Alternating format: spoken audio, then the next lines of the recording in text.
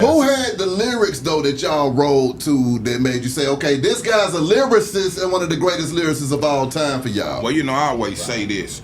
Rakim is my favorite of all time. I'm talking about from '86 when we first came through the door. You see how I started off taking off my coat. I went back to that. Like a young Rakim. To this day, you ain't saw Rock sway for the game or act young or do nothing. He ain't been black in his ways. And still right now dropping shit. Still on his path, man. But answer me this, I would throw KRS-One in there too. I'm going to come to that. When you heard Rakim's delivery though, because it seemed like his delivery was another pivot in hip hop too. Absolutely. So what was it like when you heard him spitting and you were like, okay, this guy's delivering this shit different than everybody else is? You see my monotone? I used to imitate LL. Okay. My mom and them go to work on a Saturday. I'm going to the stereo to break my pops and get his ruckus. Crank that bitch up, get a brush, and be jumping on the couches and in the mirror, and I taking my shirt off and shit.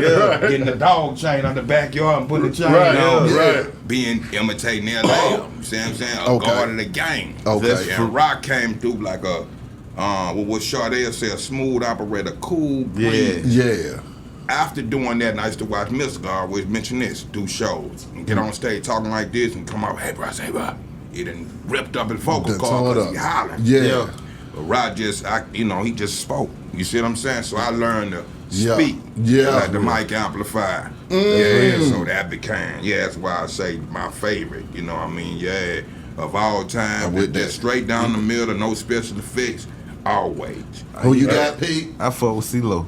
CeeLo Green. I love CeeLo. Big old words. Low one of the greatest. Come on. Absolutely.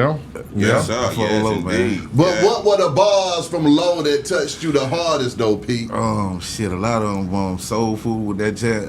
All that thought shit, process. Man. That thought process. Sometimes I don't even know how to eat. Oh, man. Hey, man. Get up, get out, and get this out. Don't spend all your time trying to get right. For real. Who you got with? It's so many. Since he took Rakim already, that was one of the greatest. I already said Slick. Slick just had. Slick was the first one to me. If you're gonna say Rakim had the bars, if you're gonna say CeeLo had the all around singing with the rapping and stuff, I say Slick is the first one with the swag. You know what I'm saying? But to show me somebody that was really rapping swag back then. Everybody was either hard, But what about Special Ed? I got it made. Lyric. I heard that. I'm like, God damn. Special Ed was a motherfucker. But that was more the lyrics. That was more. He wasn't lyrical too. I'm talking about. Slick wasn't the most lyrical. You bad motherfucker though. Farnsworth business. He can rap. That style, fresh out the house, stop shorty, the Kango. You're right. Oh no, right. Now switch.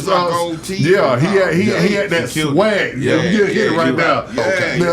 And brush the goatee. Man. Another line in my ear. Come on. The fire from my fingernail.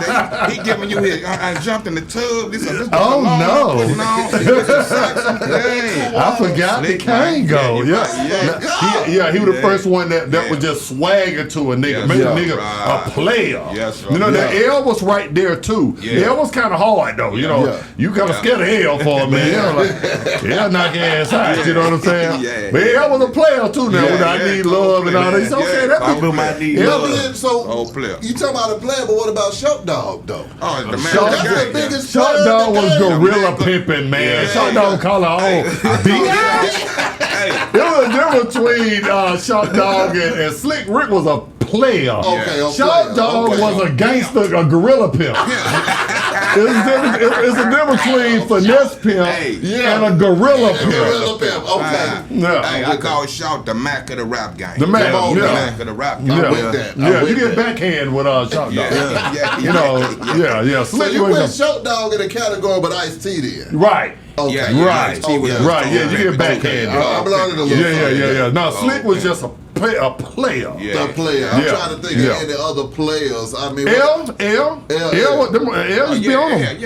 L was on him now. Man, I was a young nigga, man. I got on the bus. My uncle used to listen to LL Cool J.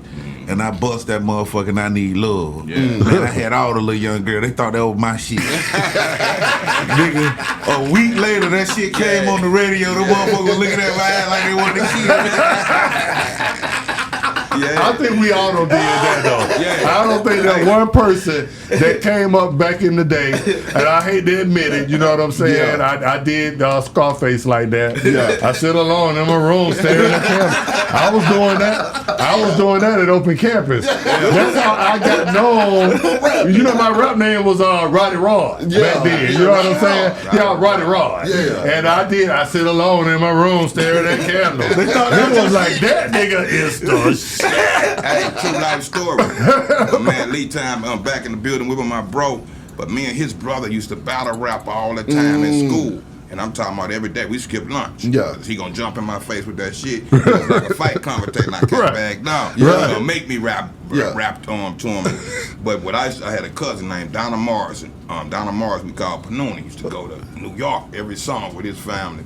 Yeah. And record just like you say, Kiss FM. Right. He'd take a TDK or Maxi and record Mr. Magic and Marley Martin. Yeah. Bring that shit back to me. Yeah. So I'll be the first person in Baton Rouge that had them underground segments. So I used to take MC Shan. I had yes, shots out to Shy D and MC Shan after all these years through the phone. Yeah. And I told Shan that I had to steal your rhymes, and in Baton Rouge they wasn't listening to what I was doing. Right. Run that shit back. Yeah, the eat niggas ass up. Yeah, man. Eat niggas, boy. That nigga the shit. Yeah, man.